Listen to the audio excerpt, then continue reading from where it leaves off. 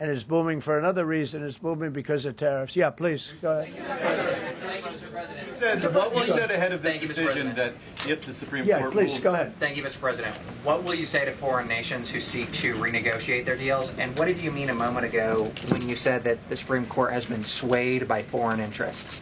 Well, I think that foreign interests are represented by people that I believe have undue influence. They have a lot of influence over the Supreme Court, whether it's through fear or respect or friendships, I don't know. But I know some of the people that were involved on the other side, and I don't like them. I think they're real slime balls.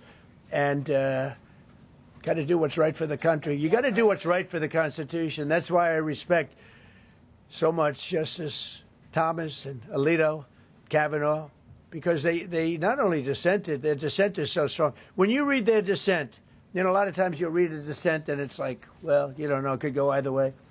There's no other way. The good news is, it's like Justice Kavanaugh said, very strongly said, you have other ways you can go. You don't have to go that way. You can go other way. There are numerous other ways you can go. And frankly, this should have been done by presidents many years ago.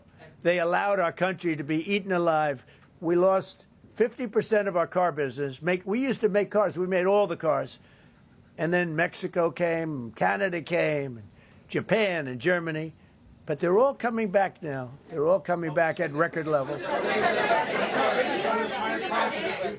No, you please. I'm not talking to you. I don't talk to CNN. It's fake news. Go ahead. Mr. President, yesterday you made the case that the economy is the hottest it's been in a long time. Right. January jobs report beat expectations, CPI report beat expectations, real wages are up. What would you tell Americans who are worried that this decision will kind of throw the economy that you have projected going in the right direction at a very rapid pace off track? Well, thank you for the question. And I will say this. We really are at a very important point. I've been waiting for this decision so long. They could have made this decision a long time ago. Not complex. They're wrong on it. It's a ridiculous decision. But they should have released this a long time ago. We waited months. And that gave uncertainty. Now we have certainty. And I think you're going to see the country get much stronger because of it. Look, we were ripped off by almost every country in the world. If you look at the surpluses, almost every country in the world that did business with us, our people were stupid. And I blame presidents for it because they're ultimately the leader. We were being ripped off by almost every single country in the world had some massive surpluses. China had hundreds of billions of dollars in surpluses with the United States. They rebuilt China. They rebuilt the army. We built China's army by allowing that to happen. I have a great relationship with President Xi, but he respects our country now. Now, what we've done, I charged China a 20% tariff as a penalty for sending fentanyl in.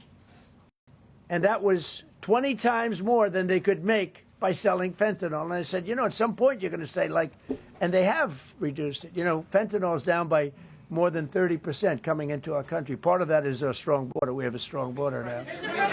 But thank you. Thank you for your question.